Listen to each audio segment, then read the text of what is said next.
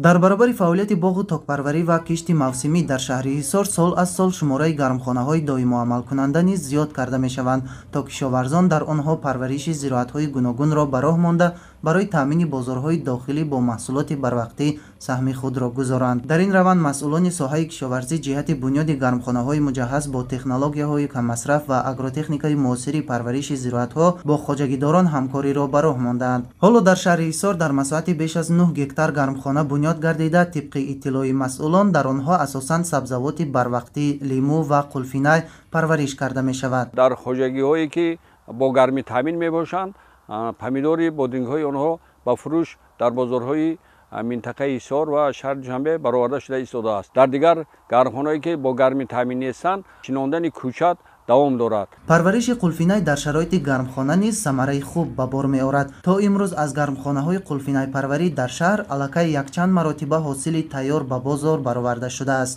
айни ҳол мо дар хоҷагии деҳқони суруш 2008 қарор дорем. дар ин гармхона парвариши қулфинойро ба роҳ мондаанд ки аз ин фоидаи нағз ба даст меоранд. зеро то ин давра 2 маротиб ҳосили пухтарасидаро ҷамъоварӣ намуда ба бозор баровардаанд.